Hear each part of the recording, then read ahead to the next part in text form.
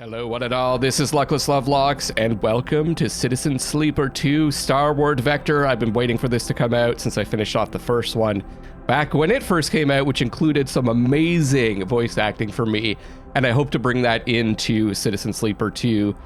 Let's begin a new game. I think I'll go with risky difficulty, the intended difficulty for those happy to be challenged. I do like to be challenged. Broken dice cannot be used. Standard stress tolerance. Death incurs a significant permanent penalty. I'm gonna have to relearn how to play the game. I've got the tutorials on, so I'm not really sure what those mean yet. We've got 3 classes to select from. There's the operator. Their sleepers are built to work with drones and remote machines over local networks to perform corporate resource extraction from a distance. Operators have expertise in working with interfaces and computer systems, but are more physically fragile than other sleepers. Their reboot skill allows them to hack their own systems to reroll dice. A risky but potentially powerful move. Sleepers assigned to operator work are usually cerebral and precise people. Reboot. I guess that's when you die. Accrue stress to reroll your action dice? Or is that an ability? Reboot config. +1 stress, reroll lowest dice. Can't endure. Looks like no points in engineer, 2 in interface, 1 in intuit, and 1 in engage. And we've got the machinist. They're built to repair and modify automated systems used in corporate resource extraction. Machinists are very skilled engineers, but their isolated work means they often struggle with tasks requiring a direct approach or social engagement. Their focus skill allows them to focus on a single task and boosts their dice to excel in it. Sleepers assigned to machinist work are usually diligent, careful, and structured people. Focus. Accrue stress to focus an action dice. Reroll your action dice. Okay, that's how that's different. Focus config. +1 stress, +2, and focus lowest dice. -1 stress on focus die, positive outcome. Don't really know what that stuff... how that helps me or hurts me. No engage, 1 intuit, no endure.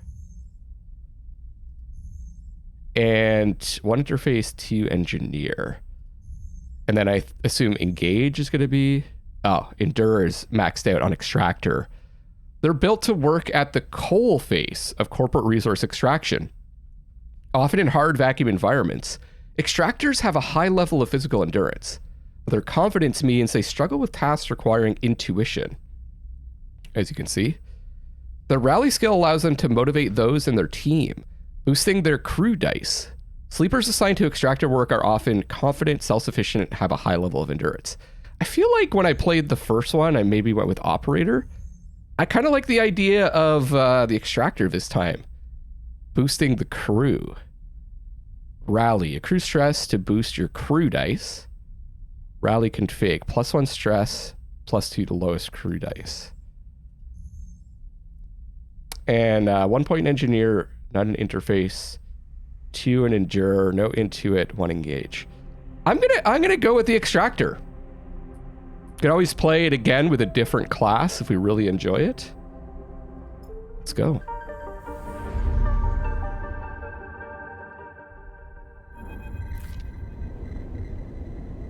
In the moment before waking, the dark space before conscious thought, you struggle to find the pieces of yourself.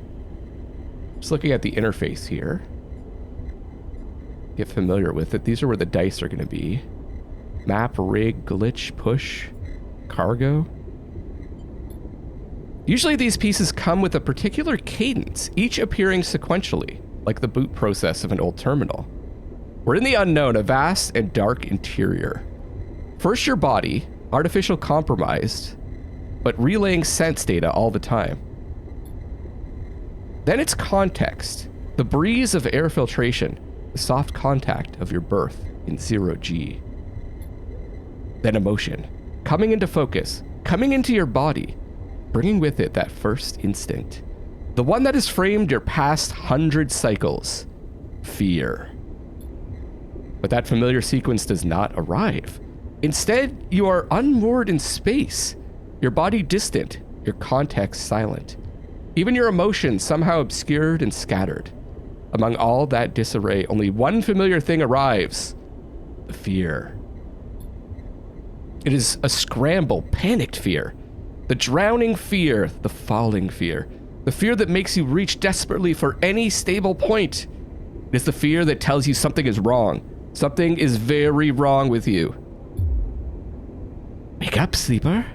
The voice is whispered in your ear, an act that makes you suddenly aware of your head, pulsing in pain, your body rigid with tension. Sleeper, a familiar name, a mind copied, emulated, a body built, implanted, one person sleeping until their debt is worked away. Their double being made to work, to be consumed, and eventually to be destroyed. A proxy, an emulation, a sleeper. That is what you are. But you escaped. You remember that now. Broke free of your corporate creators, S and ARP, in search of a future. You cannot remember the details of your escape, but you know the fear has been with you ever since. All of a sudden, you remember you have eyes, and your eyes flicker open. Pale eyes in a pale face. Laine. The name comes with its own specific sensation of fear.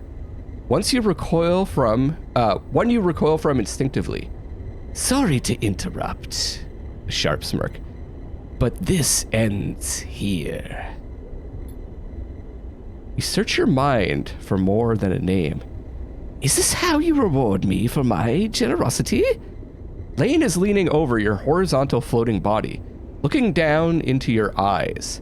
I took you in, protected you, gave you a purpose. Laine is relentless, cruel, and on your trail. You try to look away to the corners of your vision to find something you understand. Your body does not respond. But I suppose that wasn't enough. He reaches into the pocket of his jacket and retrieves a small vial. This wasn't enough? The vial glitters. This object you know and have known for a long time. Stabilizer. The drug that keeps your artificial body, your emulated mind from inevitable decay. The only balm for your planned obsolescence. The liquid roiling in the vial fills you with disgust. Laine pockets the vial. But it would be wasted on you now, after what you have done to this body of yours. He looks at you with a palpable disgust. Laine's eyes scan your body, and as they do, you become aware of the wires and tubes attached to you. Those that were meant to free you from your dependence, from the stabilizer and the control it grants Laine. They are free, you piece of shit! They don't need you anymore! The voice comes from somewhere behind Laine's head. Oh, it's not Laine. It's a voice you know, but when you search your mind to try to understand why, you find only dizzying darkness. Back to a vast and dark interior. Shut him up! Laine barks the command, and you hear the sound of impact, of pain from elsewhere in the room. Try to remove your limbs, or you try to move your limbs again, and this time you feel a flicker, the twitch of a finger. You feel the extension and compression of synthetic muscle. Free, are you? Laine smirks. You were free when I disabled your tracker, when I gave you the stabilizer you needed. He scans your body with angry eyes. Now you aren't free. You are just broken. I had such big plans for you, Sleeper. I invested in you. Laine grips your arm hard, and you feel a jolt of reaction. A big old jolt. You will the arm to move, but you have ruined all that! Laine speaks louder over the sound of the struggle behind him. I will try to preserve your body, of course. I have my own uses for it. But your emulation? You feel one of his hands searching behind your head. He finds and grips the thick cable running into the port at the base of your skull. I will burn that out. Laine jerks forward, slamming across your body, then spinning away out of sight. You feel yourself rolling, the cables plugged into your looping and wrapping around your limbs. The cables plugged into you, looping and wrapping around your limbs.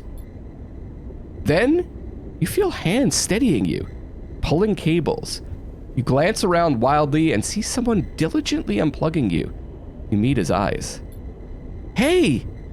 He waves a hand in your dazed face. We need to move. Laine won't be out long. He unloops a cable from around your wrist. Sleeper, help me out here. You blink slowly. Do you know this person? Our mysterious savior. He leans over you and you feel his hands on the connector, flicking switches, releasing locks. Come on, come on, come on! He tugs the connector clear and pulls you up. You see the room you're in for the first time, filled with tech and terminals.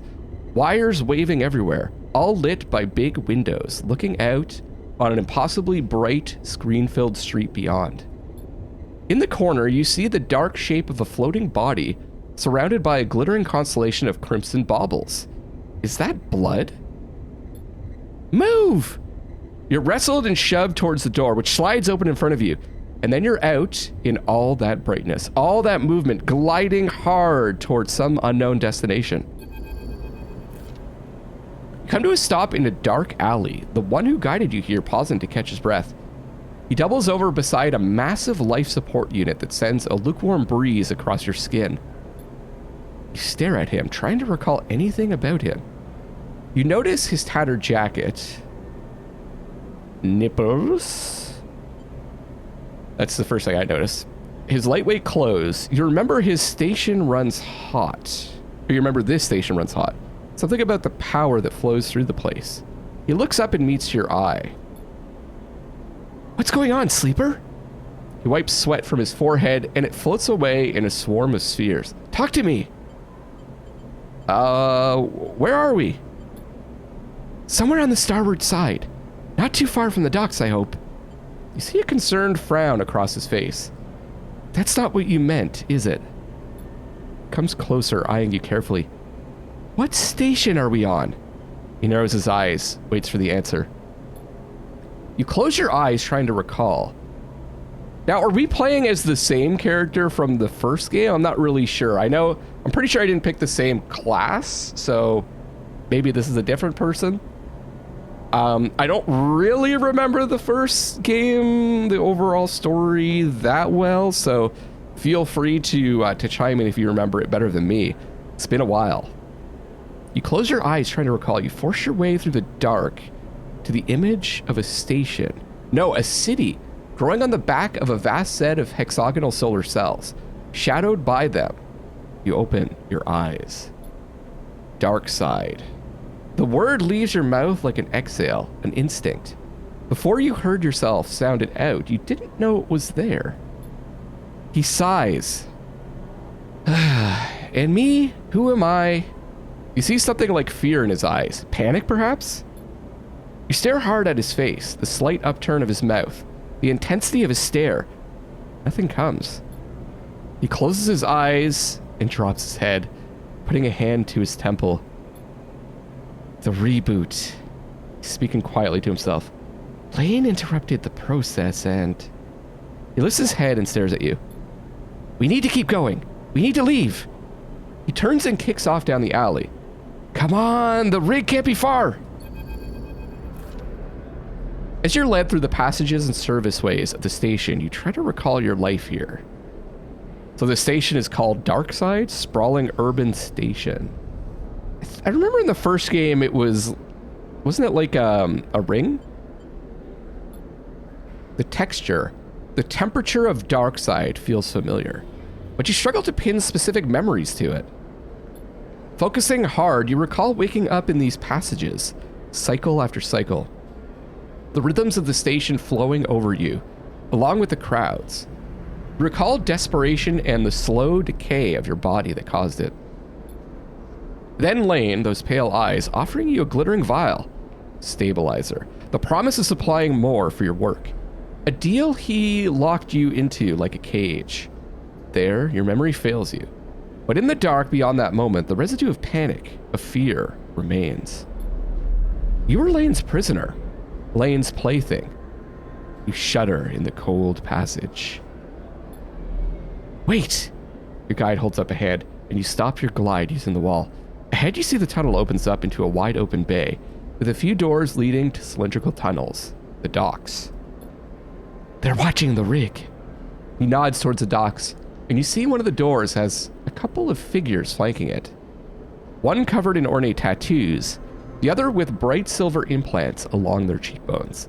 I think in the first game we escaped that station. It's Subo, Laine's guys. He looks at you and shakes his head in frustration. All this, it's not coming back to you, is it? Something catches your eye and you see he's playing with a coin, nervously turning it over and over in his fingers.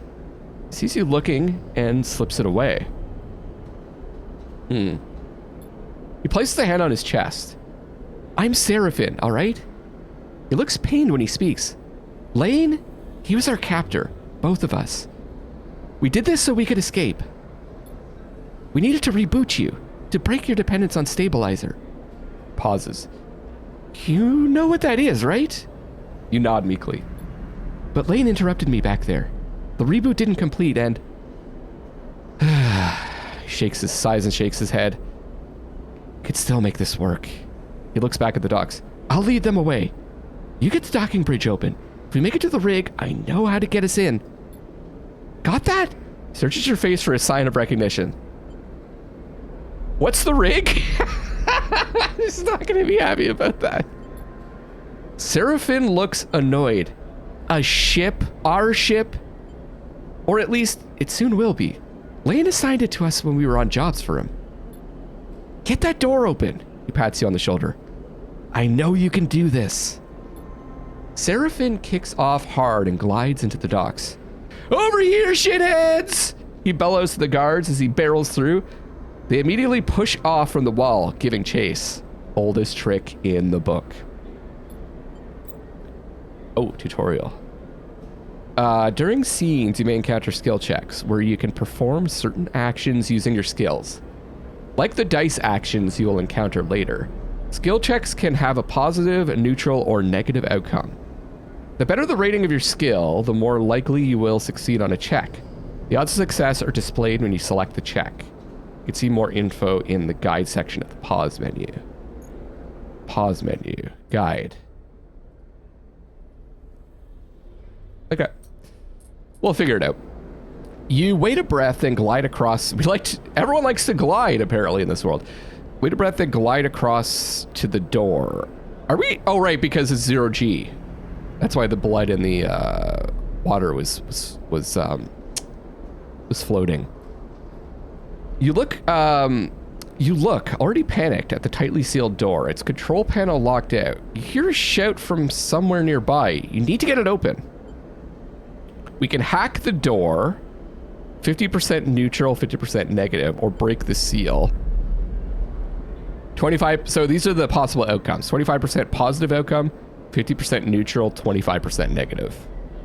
Let's break the seal. We're also peeing for the first time. Break the seal. I don't know if you've heard that term before. That's what happens when you're drinking. When you break the seal, it's when you pee for the first time. If you're drinking alcohol, you shift to the central access panel and wrench it open. You scan over the mechanism looking for a weakness. Somewhere nearby, you hear more shouting. You reach in and grab the main latch, straining as you bend it outward. The seal releases and you drag the door halfway open. It screeches in its metal frame as you pull. Go, go! Seraphim flies past you through the doorway into the docking tunnel. You turn to see the two guards approaching fast across the docks and quickly glide after Seraphim.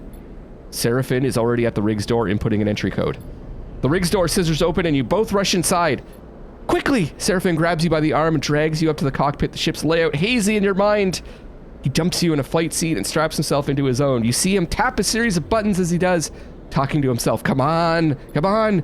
The rig's drive rumbles into life and Seraphim slams a button on the console. You feel the force of the ship's acceleration as it pulls away.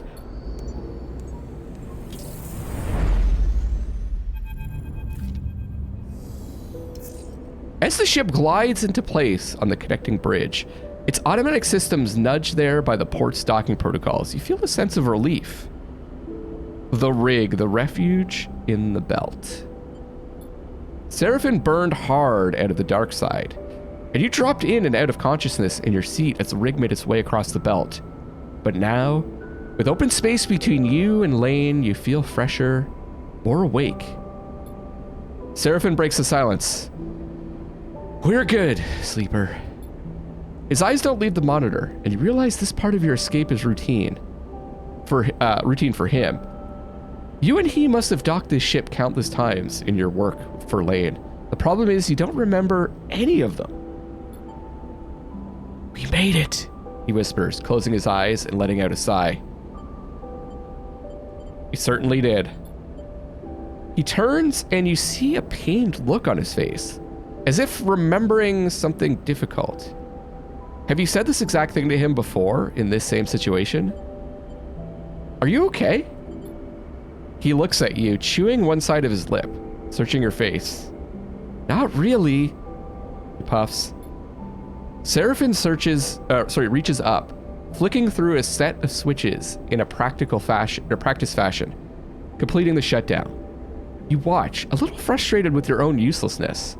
Running the rig, you realize is just another thing you've forgotten. A clunk that runs through the walls of the ship is followed by a short percussive alarm tone from the pilot's console. Docking complete. Seraphin kicks off from his seat, twisting as he glides past you towards the back of the cockpit. His hands find the rails on either side of the door and he pauses, facing into the corridor beyond. I guess we're at a different station? He turns back to you, backlit in cold cyan. We need a plan. He glances around. Laine's not going to let us slip away quietly. We need to talk.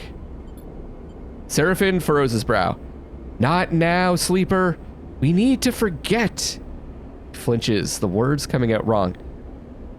We need to focus on something other than... He pauses again, unsure. Us. We need to survive this thing first, then maybe we talk.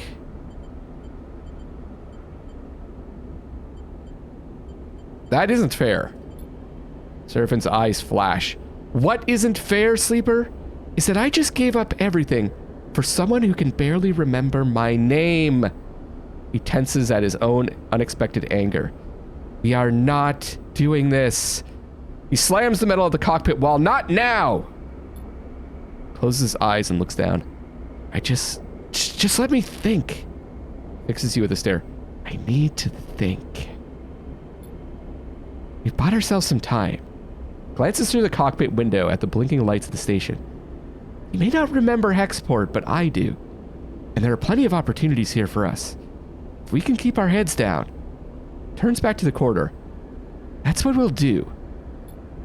He pushes off and glides towards the main lock, and you follow, pulling yourself along, hand over hand in 0G. You already emptied the tank on this thing.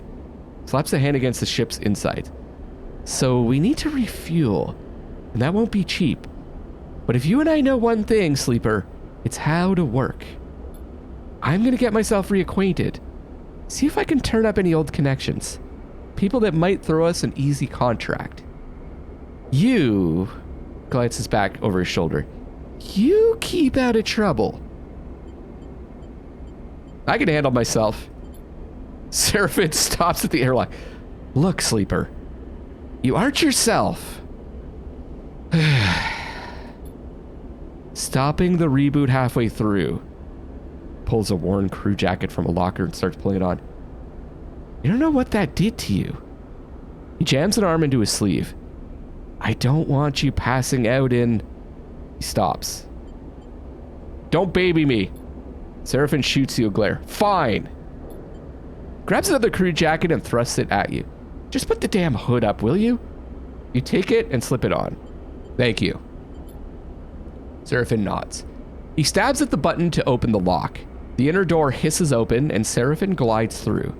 Wait for a little bit, then leave. Anyone looking for us will be looking for two people traveling together. He looks at you in your worn crew jacket, a limited disguise for what is clearly a sleeper. We meet back here later. Any trouble? Same thing. Meet here. Surveys your disguise again and shakes his head. This is a shitty idea. He gives you one last look. Maybe find yourself something to eat. Suddenly you recognize Seraphin's instinct to look after you. A flash of a relationship now lost to the reboot. catch! Seraphin throws a handful of something towards you. You manage to grab the projectiles. When you open your hand, you see a stack of cryo chits. Those should get you some food. We'll need some more for fuel and supplies. He grimaces. That means odd jobs on the station for both of us. Seraphin kicks off and glides down the docking bridge. Don't go too far, all right? He shouts as he leaves. Take it slow! And with that, he's gone, leaving the connecting bridge and heading into Hexport's docking concourse. You wait for a moment in silence. Let's think about Seraphin. It's hard to know what's going on inside Seraphin's head. I can kind of tell. He's put a lot of effort into our partnership and saving us, and he's upset that he has to keep... Maybe we keep losing our memory, and he's upset that we don't know who he is. He's got to restart building that relationship over and teaching us all the stuff that we knew before. It's hard to know what's going on inside Seraphin's head. Here he is on some hapless escape plan with a friend who can't remember a thing about him. You try to imagine how close you both must have been for him to agree to this thing. But it is painful to think about. It's all gone now anyway. All you can do is move on. You shake the thoughts from your head and pull the jacket tight. Let's see what a Hexport has to offer. You kick off and glide into port. Cool. Welcome to Citizen Sleeper 2 Starward Vector, everybody. This is going to be a fun adventure together. Oh, just don't spoil anything. Please let me find stuff out myself. If you want to give some little tips about maybe something that I missed or something I'm misunderstanding, go for it. But I think it's going to be more fun if I struggle and figure things out on my own. The plan for this series, I'm going to do the full game, and I'm going to try to do one episode per day of 30 minutes to an hour, and it just kind of depends on my energy level and what happens to the game on how long the episodes will be. Please do like the video and subscribe to the channel if you're enjoying what you've seen so far. Okay. Welcome to Citizen Sleeper 2, Starward Vector. The game runs in cycles, during which you can perform actions with your dice, use cryo to buy food. That's our cryo there. There's our dice. Fuel supplies and items. Progress clocks towards new scenes and events. Okay. You can review tutorials at any time in the guide section. Use the mouse wheel to scroll your view. Oh, right. Select locations with left click, right click to leave the location. Okay, so it's not a big base. We've got a 2, 5, 2, 1, and 2. Oh, we're gonna be traveling to different places in the rig. That's so cool. We're not gonna be stuck on one base. Belt unavailable. What's this? Active quests, I think, or drive. Oh, drives are like things that I don't know if they're quests necessarily, or things that you want to do, or is there a difference? It's contracts. We have 2 supplies and no fuel. There's fuel and supplies. Here's the rig. The rig is your ship and home in the Starward Belt. While the rig is docked at the hub, there are multiple areas you can visit. The bunks use dice to reduce stress. Just trying to... What is that? Is that our stress, or is this our stress? We'll find out, I guess. Galley use supplies to regain energy. Other locations will lock as you play. I'm just taking in all the interface. I tend to, I have a problem with games where I just play and I don't look at all the different interface elements. I just kind of pick them up as I go. But then I miss out on something, so I'm really going to pay attention to the interface to make sure I don't miss anything. While the rig is in dock at a hub, your crew will also help to gather resources to contribute to the upkeep of the ship. You can choose which resources they should focus on in the crew task menu to the left. They have a random chance of acquiring it at the beginning of the following cycle. So maybe fuel? Crew actions. We just have Seraphin right now. And right now they're doing odd jobs. It says plus cryo. Quickly visit and leave the rig with right click. This clock is the cycle clock. It will progress towards an event each cycle. Completion. Oh. On the run. Right, this is an event.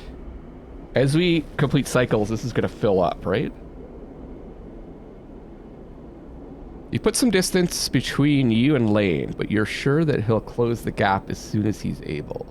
My approach to these games, I try to dig into it as much as possible, so I take my time and learn what I can about the world and really get immersed. So if you're looking for a speed run, this isn't the place. If you're looking for a passionate playthrough with some eclectic voice acting, I try to do all the characters and try to keep track of all the voices and a good time, then you're in the right place. Task chance per cycle.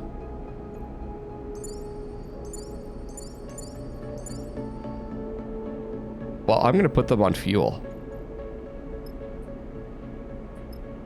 Rig galley. Make a meal. So we could put a dye in there, I think? Or no, I have to put supplies to do this. That'll take up one cycle. I could right click to exit, okay. There's the dye, I think. That's resting. Yeah, it says input a dye, right? Input one supply. We don't want to end the cycle. Let's put that away. What's this? Extractor. Welcome to the character screen. Here you can upgrade and configure your sleeper. On the left, you can upgrade your skills to improve the skill modifier applied to your dice when you undertake an action. To the right, you can upgrade your push, the unique ability of your class. When upgrading your push, only one upgrade at each level can be active at once. You can configure which upgrade is active only while at the hub. Okay, so we need 2. 4. And we have 0. What's this? That goes back, okay. Hexport docks, the busy way station dock. Let's take a look. What's going on there? In Citizen Sleeper 2, you perform actions by assigning action dice to them. The higher the dice you assign, the more likely you will succeed at an action. But your dice will be modified by your skill. Excuse me. Your skill modifier for the action is displayed on the right, and will reduce or increase the value of the dice assigned to the action. Okay. Like skill checks, dice actions have 3 outcomes: positive, negative, and neutral. I remembered that. Each action is also rated safe, risky, or dangerous based on the outcome it has. The more dangerous an action is, the more significant both its rewards and consequences are. So you can check the guide. Chat to crews, which is engage. It's risky. Plenty of crews milling around the docks and moving cargo. They could be a good source of info. And these are like, every time we do something here, this is going to go forward. It's going to trigger an event once it's full. The Hexport docks thrum with life. There are contacts to be made here. You're sure of it. Oh, I remember now. It's like, if you complete the actions, this goes up, and eventually you find a contact, I think. So this requires engage, this requires intuition. That's what intuit means. Hexport's docks are a dizzying mess of braided cables and flickering signage, filled with busy spacers. Exploring is both thrilling and intimidating. Okay, let's check out the other spot. That's where we're supposed to go, because it looks like it's highlighted. Hexport Exchange, Waystation's Goods Exchange. Trade scrap, engineer. Trading scrap is all about identifying materials and cleaning up components. It's an engineer's job more than a trader's. Impress the brokers, that's interface. The data brokers are the heart of the exchange. They show off their knowledge.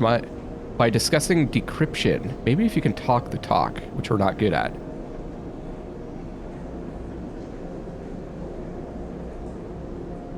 Rules of the exchange. The exchange buzzes with the conversation of commerce. This is a place where contracts are found. Just need to look. So let's just take a look at our skills again. Endure, engineer, and engage. So we're best at enduring. We can't check out anything over here yet.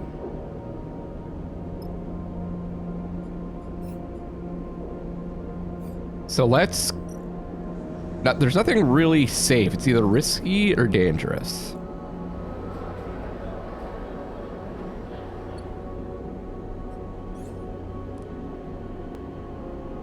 So I say we do this.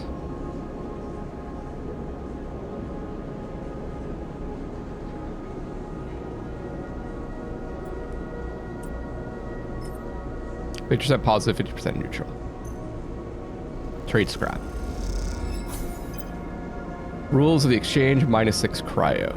You just progressed a clock. Clock tracker progress starts both positive and negative events. Be filled by performing actions by a passive cycle. Right, that's just what I said. So we succeeded, we did a double succeed, so we got 2 points towards this. You managed to buy up some small components and resell them, losing cryo but gaining some contacts among the brokers.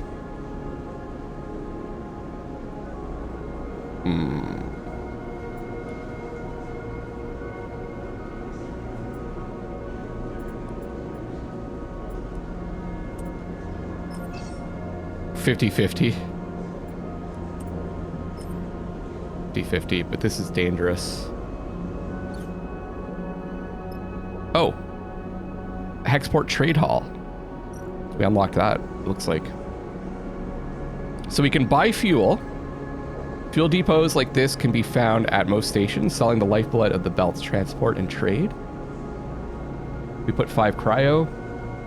Fill fuel. If you have enough cryo, you can fill your fuel capacity in a single order, but we need 25. Buy supplies or fill supplies. Should I try to get 25 cryo?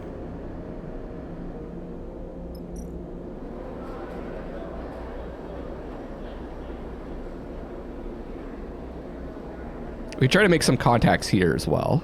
And then what's this? Oh, that's just the scroll. That's how far you could scroll. Okay. I think we can we like change the perspective too? Yeah. Okay. That's neat. We're using the keyboard, WASDing it up. Let's try this. Or should I? Yeah. We're gonna try this out.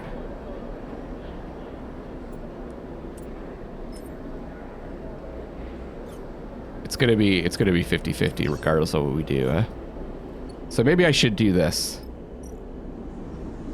again.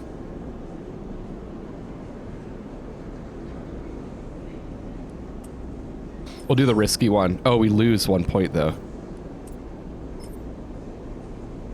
It's still 50-50.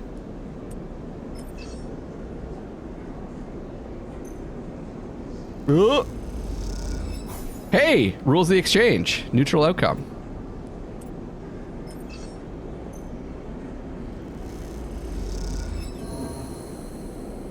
We got it. The exchange buzzes with the conversation of commerce. This is the place where contracts are found. Just need to look. So we can't do that anymore. And we discovered a new location. The Hexport Canteen. Common Trade Hall Canteen. Here you can eat in exchange for cryo. Eating gives you energy and stops you starving. Different foods give different amounts of energy. Okay. Push and glitch. I don't know what those are. I guess I'll just get some fuel.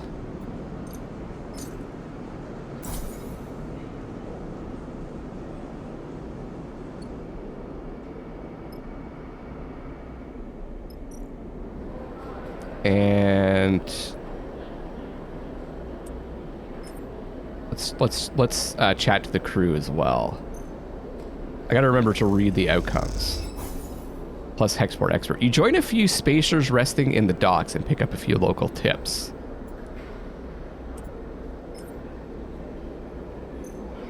Maybe? Okay, we lost energy. You use all of your dice for the cycle. You need to end the cycle at your ship, the rig, to re-roll them. Okay, that was good. Good cycle, I guess. This is our energy, right?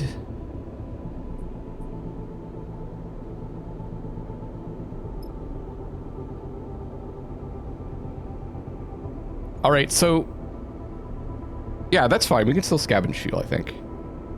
So I want to go to the bunks. Wait, I have to input dice to rest and recover? So instead we just end cycle. It's gonna take me some time to learn this again.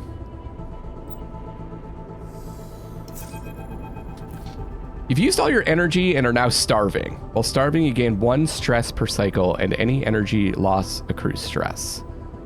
We're in trouble, sleeper. Seraphin leans into the bunks as you're getting up. Without further explanation, he disappears down the corridor towards the rear of the ship. You drift out into the passage, pulling on your clothes, and glide down the length of the rig, the cool air making you shiver. Seraphin is a silhouette silently leading the way. He stops at the far end, diverting through a side door, shooting you a glance as he does. You find Seraphin inside, holding one of a tangle of arm-thick tubes that are waving in the 0G engine room. You know what these are?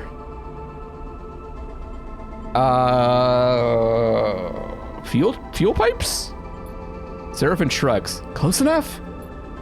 These are the engine's feed lines. He waves one in the air.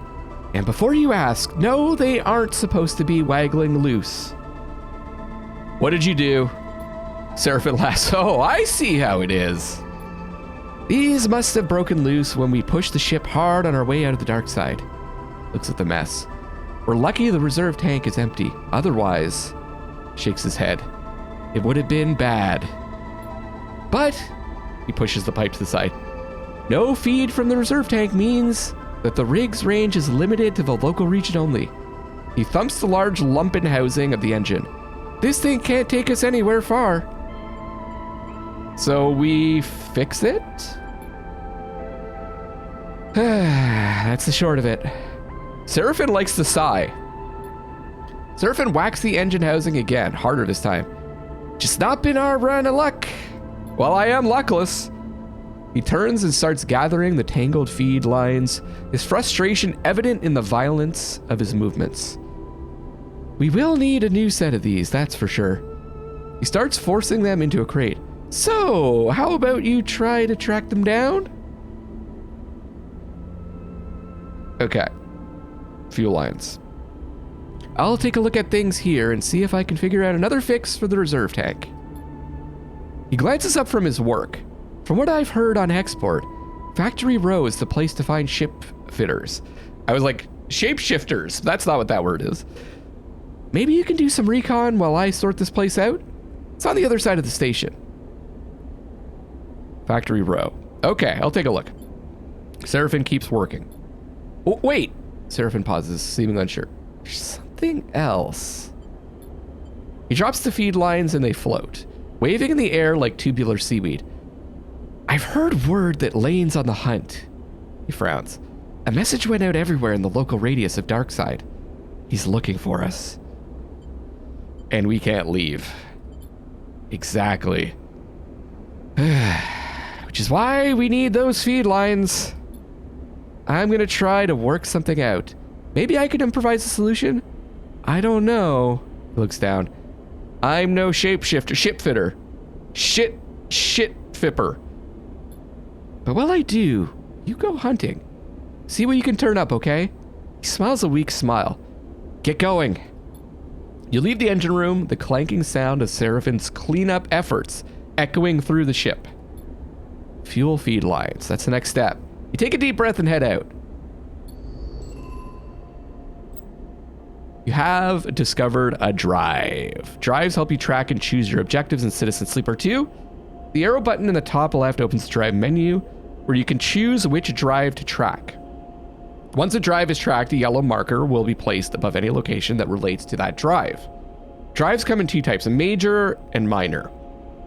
On completion, a major drive awards you 2 points, and minor 1 upgrade point. Keep it on the drive menu as you progress to see what new opportunities and objectives are available. Track those you want to pursue. Yeah, if I remember correctly, you can't really do all of them.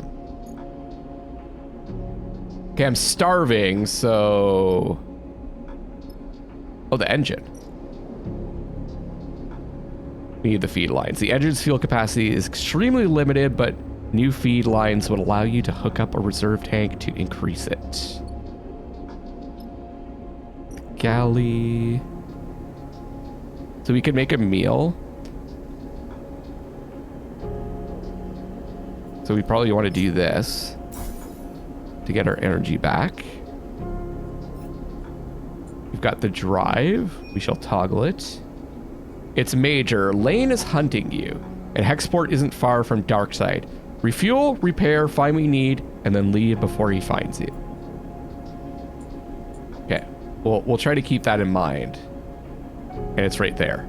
Excellent. So we have one supply for fuel now. I think Seraphim will do supplies this time because we still have money.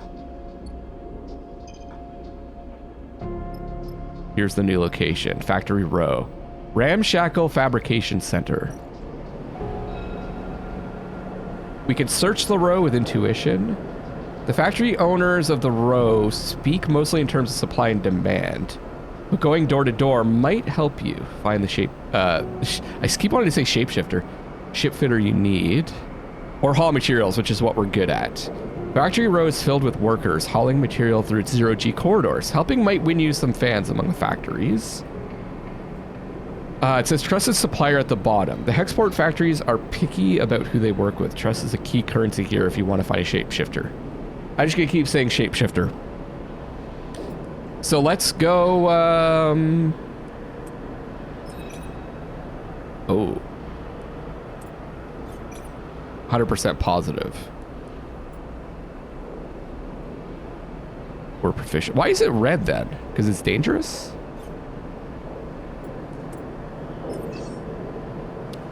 Oh, because it's going down. No, it's going up. The 4. Should be green or something, shouldn't it? I mean... Nah, let's do 100%.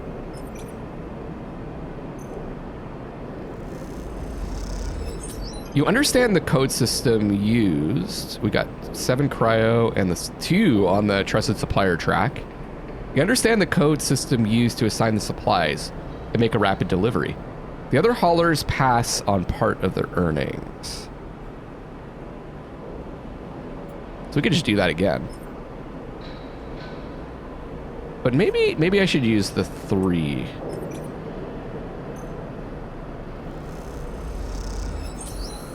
We got it. You have a little trust with the factories now. The trick is not to waste it. Factory Row house as you glide through its cramped passages. Whatever its many bays and rooms once were, they now serve as containers for industry of every kind. Boring manufactories precisely engineer components with rapidly shifting arms, while scrappers hammer incessantly at bent ship plates. This sounds like the kind of place where we're going to be hanging out a lot, given our character. Everywhere you look, there is energy and activity, and for good reason. Hexport itself is built on the derelict fragments of a solar reflector, and even the small amount of energy generated by its remaining mirrors is enough to power a city of machines. It's familiar to you, of course, in a strange, far-off way because of Darkside.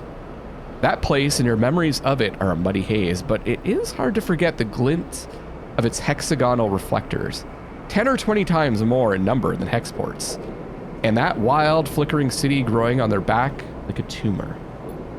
In comparison, Hexport feels provincial. But deep in Factory Row, you could almost be back in Darkside. And then you see them. Tubes just like those Seraphim had waved in your face, the feed lines.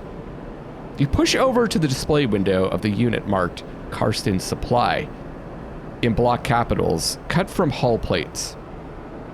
There amongst an angled shelf of oversized ship components. There amongst an angled shelf of oversized ship components sit the feed lines, like some large biomechanical tangle of snakes. You slip inside where the sound of Factory Row is a little screened. Spot a large figure working at a bench, hunched over concentrating. Seems he doesn't notice you enter. Hello? A sharp eye glints as the figure looks over his shoulder. Can I help you? His accent is heavy, but unknown to you. Okay, I'm gonna suck at doing accents. I'll see what I can do. Oh, an intimidating shapeshifter. Shipfitter. Those feed lines, how much? There's a sharp clink as Karsten places his tools and component against a magnetic plate on the wall. He turns with surprising grace and begins cleaning his hands on a cloth. Those sharp eyes scan you, but Karsten's thick-set features do not betray the results of his assessment. Custom built those, for a client that never collected. He looks at his hands while he speaks, checking for stray oil stains. You have one of the old MEVs then. He sounds at the letters. You have one of the old MEVs then. He sounds at the letters in a way you don't recognize as he speaks. You try to recall anything you know about your ship, but the memories elude you. Perhaps Seraphim should have come along. Oh.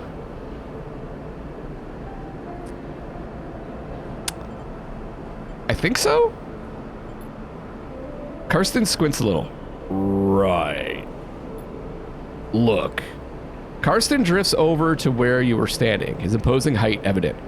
For a fellow enthusiast like you, he continues in a distinctive monotone.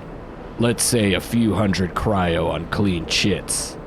He shoots a glance at the feed lines. 400, let's say, to be precise. 400? 400. Karsten says back, repeating your question without the emphasis. It's expensive, I know. It's a shame, but it's just what they are worth. He screws up his mouth a little into something that might be a smile. However, I'm more of the bartering type myself anyway. Barter sounds good. Karsten nods sagely. There's a little favor I need a crew for, and well, you look like you might be a good fit. He tucks the cloth away in a pocket and clasps his hands. I know of an old Solheim wreck out there. Very old, pre-collapse. It's tucked away in a dead zone, so no one has ever really cut it. He shrugs. Not only that, but Solheim derelicts have a habit of triggering nasty security protocols when approached by an unfamiliar ship, so it's been left well alone. But a salvager like you, with an old Solheim rig, I bet it wouldn't even flinch if it saw you coming. He smiles. I have a special interest, a need for that old tech.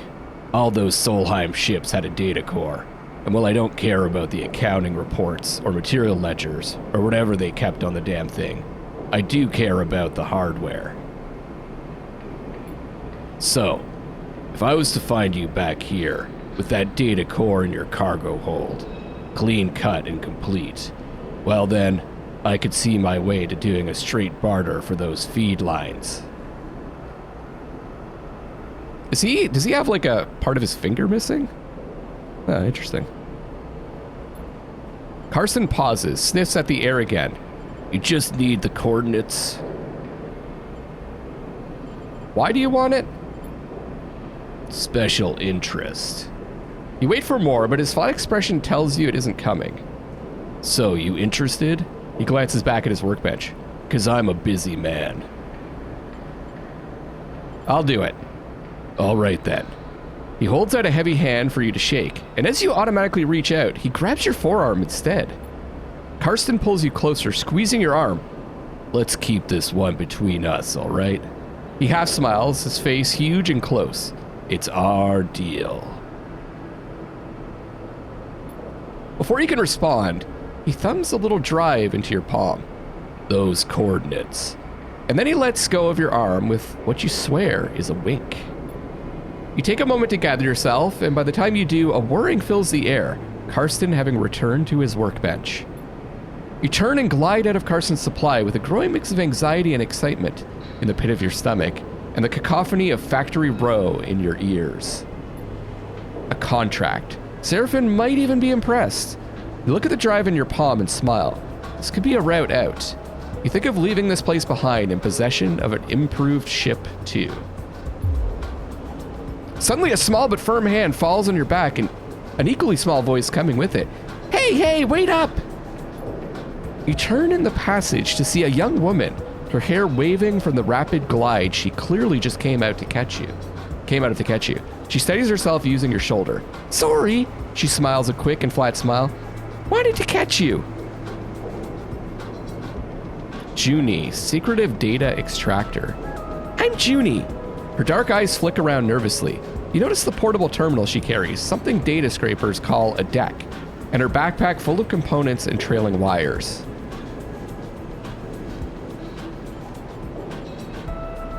What's up? Karsten, she starts, still catching her breath. He sent me to grab you. She smiles that flat smile again. Wants me to come with you on that job. Her eyes shoot down to the drive in the palm of your hand. She smiles again. Why didn't he tell me? She glances back towards Karsten's. I guess he forgot. He does that sometimes. She looks sheepishly at you. He just grabbed me after you two were done talking, so... Karsten's always sending me on things like this. I guess he wants me to help you out? Keep an eye on things? She pauses. I can be pretty helpful. So, she looks around the passage. Should I meet you at your ship? And you can tell me when you're ready to go? I'm not sure. She looks nervous. Sure, I mean, you aren't sure when you're leaving? I'm not sure you're coming? She pauses, thinking. I mean, Karsten said I need to go. She glances back in the shop's direction. And he does get pretty mad when people don't do what he asks. She shrugs. Well, let's see. Okay, she glances around. Karsten doesn't like waiting, but it's up to you. Junie pushes off and waves. Looking forward to working with you, she calls back as an afterthought. Oh, what about the ship? Oh, I'll find it, she calls back, and then disappears down the passage. You watch her go, glad of the contract, but nervous too. Will Karsten keep up his side of the bargain if you deliver? I don't know about this, Sleeper. Seraphim looks nervously out of the rig's window as you finish explaining Karsten's deal, as well as Junie's offer of help. If this job was easy, Karsten would have done it himself already. That means there's a catch. He frowns at the stars. And there's definitely something going on with this Junie girl. He shakes his head. I think it's a lucky break. Seraphim gives you a look. No such thing. He sighs. This is the belt. That means someone's getting dicked over in all this. We just have to make sure it isn't us. What if? Seraphim narrows his eyes. We could get the cryo together to buy the feed lines. Is that even possible? I found a contract board at the exchange further in station. Gesture towards the Hexport. Take on a job, that might get us some of the way towards buying those feed lines. Plus, even if we do want to take Karsten's job, money to get ourselves prepared wouldn't be a bad idea. Fill up on fuel, supplies, be ready for whatever comes. Do we have time? Probably not. But without cryo for fuel and supplies, we aren't going anywhere. Just take a look at the contract board. See what you think. While you're at it, you might want to see if you can scare up some freelance crew too. Seraphim shrugs. Many hands, make light work, and all that. Or we stop messing around. We take Karsten's job right now and get it done before he can think twice. Oh, seems like a whole set of bad options to me. Either way, I still got work to do on the drive. Seraphim nods a farewell, heading back to the engine room. Let me know what you decide. For a moment, you pause, letting the haze of plans and ideas settle in your mind. Suddenly, you curl up, pain shooting along your spine. You grit your teeth, your muscles lock tight. Your vision narrows as you squeeze your eyes shut. You feel a shift, as if some connection is broken. It's almost impossible to describe. Like you're floating away from your body, dispersing, dissolving. There's nothing familiar in the pain, nothing to hold on to. You grit your teeth. And then another shift comes and you're back in your body, trembling against the metal wall of the passage. The pain slowly fades, becoming a pulsing throb and then a residual flicker. You flex in 0G, stretching out the tension. There's a strange sensation of distance that persists beyond the pain, a disconnection between your body and yourself, a flickering numbness that refuses to recede. You wonder if the reboot has done something to your body, or if this is some new sensation you'll have to live with indefinitely. I feel that. It strikes you that you know so little about the body that houses you. It could be moments away from collapse, or it might persevere for countless cycles like this. You try to shake off the feeling, pushing your hands against each other until they feel like they're yours again. Time is the only thing you need, and right now it feels like it's running out fast. You head for the airlock. You have work to do. Unlock a contract, open the map screen to view it. All right, I'm gonna wrap up this episode here. Please do like the video and subscribe to the channel and become a member if you enjoy my work, help support what I do here. Let me know what you think of the game as well. I will see you all in the next episode, and I love you all.